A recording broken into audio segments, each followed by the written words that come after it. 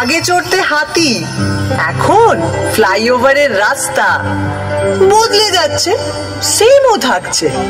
কলকাতার সিন উঁচু থেকে সার্ভে করছি অনেক অনেক দিন। সেসব গল্প বলবো এবার।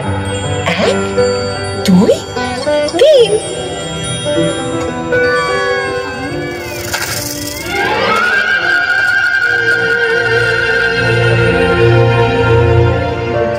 আমায় নিয়ে পট এঁকেছে, এখন হচ্ছে মিন। বয়স হলো 300, 400, হাজার খানেক থিম। কি বলবে আর কি বলবে না, যদিও মেয়েটা ভালোই চেনা, তবু নিজেও ঘুরতে এলাম, দুজন মিলে টিম।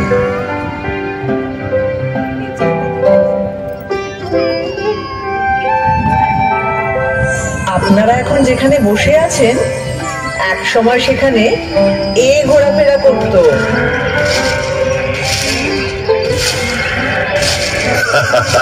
কোথায় জুরাসিক পার্ক আর কোথায় পার্ক স্ট্রিট। এখান থেকে শুরু করলে মোবাইল ফোনে আসতে আসতে 52 এপিসোড লেগে যাবে। তার চেয়ে একটা চেনা জানা ব্ল্যাক এন্ড হোয়াইট দিয়ে শুরু করো। তাহলে এটা দিয়ে করি। একটা গাড়ি সা করে বেরিয়ে এলো 38-2 এলগিন রোডের বাড়ি থেকে 1941 সালের 16ই জানুয়ারি রাত্রে, এবং সোজা ঢুকে পড়লো বাঙালি রাস্তার ভেতর। না না না না না, নেতাজি সুভাষচন্দ্র বসু তার আগেই কলকাতার আত্মায় ছিলেন। উনি তো 1930-এ কলকাতার মেয়র হয়েছিলেন। কংগ্রেসের প্রেসিডেন্ট হয়ে তিনি ভারতের আত্মা। তবে ব্রিটিশদের চোখে এক মন ধুলো দিয়ে ওই মহা নিষ্ক্রমণ। 3-4 রকম ছদ্মবেশ একেবারে দেখেছি, খুনসুটি দেখেছি। এদিকে তাকালে একাডেমি অফ ফাইন আর্টস এর এক্সপেরিমেন্টাল পেন্টিং, ওদিকে তাকালে রেস কোর্সের ঘুরতোলে টাকা ওড়ানো, আবার অন্যদিকে ক্লাবে ক্লাবে কোট প্যান্ট পরা কলকাতায় বাবুদের ইংরেজি আনা। ভিউজ আর নিউজ শেখাচ্ছ আমাকে? তোর নারী নক্ষত্র চিনি, বুঝলে? ভারতীয় রায়ত এসে অত্যাচারী নীলকর সাহেবকে মারছে, তা দেখে দর্শকের মধ্যে থাকা ব্রিটিশ সৈন্যরা স্টেজে উঠে সব লন্ডভন্ড করে দিল। তারপরের বছর প্রিন্স অফ ওয়েলস কলকাতায় এসেছিলেন, তাকে অভ্যর্থনা করা নিয়ে ব্যঙ্গ নাটক। আবার অত্যাচারী পুলিশ কমিশনারকে নিয়ে স্যাটায়ার। ব্যাস, ড্রামাটিক পারফরম্যান্স অ্যাক্ট, সেন্সরের খাড়া। শোনো শোনো, যার সেন্স বেশি তার পেছনে সেন্সর লাগবেই। এটা ভালো বলেছ। 1870-এ যখন জেমস হিকি এখান থেকে প্রকাশ করলেন ভারতের প্রথম খবরের কাগজ দ্য বেঙ্গল গেজেট, স্ত্রী লেডি হেস্টিংস এর কাজকর্ম নিয়েও সাংঘাতিক নিম্নবন্ধ করে লেখা লিখতেন। আর এখনো লিটল ম্যাগাজিনেরা সমস্ত এস্টাবলিশমেন্টকে নিয়ে সেইভাবেই সমালোচনা করে।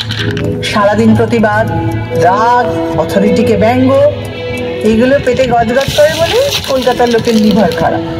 মোটেই নয়, সব লিভার খারাপ নয়। এই হাওড়া ব্রিজ, সেটা তো ক্যান্টিলিভার, 1943 থেকে দাঁড়িয়ে আছে।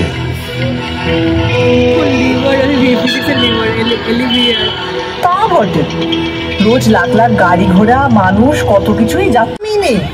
মানে 1989 সালে 6 মাস ধরে রাত্রে রাস্তায় শুয়ে থাকা 13 জন গৃহহীন মানুষকে পাথর দিয়ে খুন করে কেউ একজন।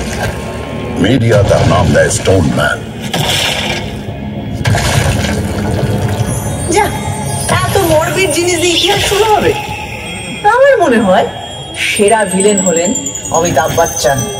অমিতাভ বচ্চন কেন? বারে, তিনি কলকাতায় চাকরি করলেন, নাটক করলেন, আর সিনেমাটা কিনা মুম্বাইতে গিয়ে করতে হলো। কি হতো বাংলা সিনেমার নায়ক হলে? সে তো ক্লিফ রিচার্ডও ছোটবেলায় কলকাতায় ছিলেন, মানে হাওড়ায়, কিন্তু সে তো একই হলো। অত বড় একটা গায়ক এখানে থাকলে হয়তো সুমন চ্যাটার্জির মতো জীবনমুখী শুরু করে দিতেন।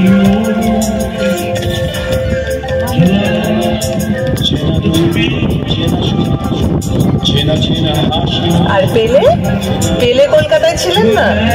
কিংবা লিওনেল মেসি? হ্যাঁ, ফুটবল নিয়ে আর কি মারবে না বলে দিলাম।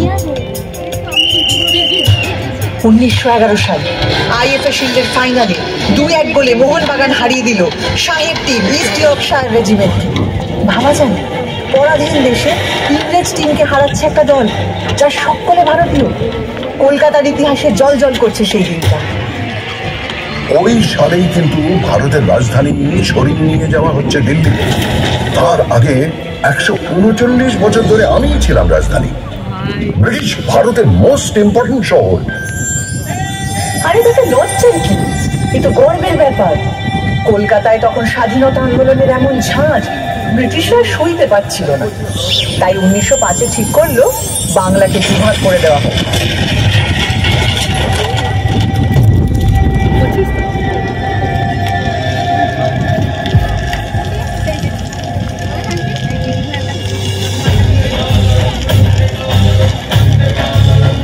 লর্ড কার্জন একটা চিঠিতে লিখছেন কলকাতাকে সফল চক্রান্তের সিংহাসন থেকে সরাতেই হবে।